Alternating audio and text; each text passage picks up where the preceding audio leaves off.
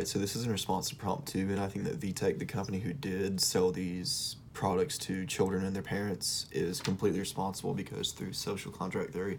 of course we agree to a law because it benefits us all in the long run more than it benefits any individual in the short run by, violating what the law would be. But they not only kind of disregarded the informal agreement and expectations that we have with big companies in that, we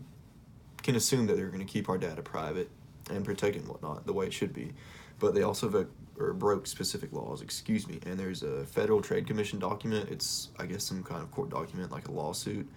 against VTech, and in it they kind of outline what VTech did wrong, and specifically they violated the COPA, which is the Child Online Privacy Protection Act, and it does pretty much what it says, but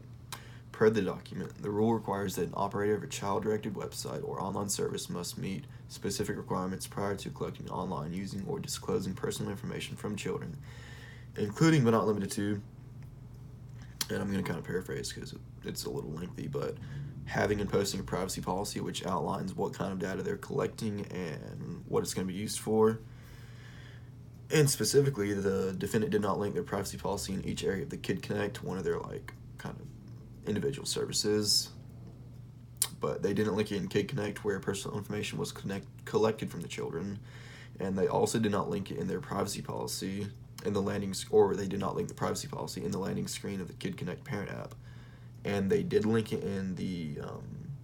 registration window, but it was very small and kind of minor, and that also violates it. It has to be clear and present.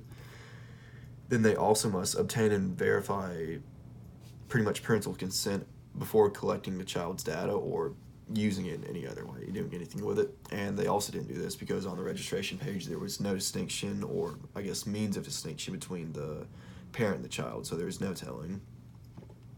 And finally, I have to maintain a way to, or rather a means of keeping the information, private and protected and secure against hackers, which it obviously wasn't because it got hacked by a pretty simple SQL injection apparently. I don't know about it, but the hacker said it was easy, simple stuff.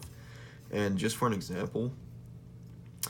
and this is straight from the document, but in addition, the information was stored so that the children's information was linked to their parents' information. Thus, for example,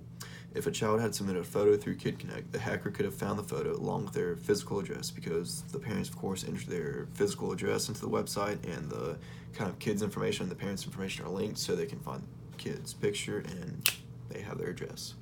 But no, those are just a few reasons that VTech's pretty much wrong in this one through social contract theory.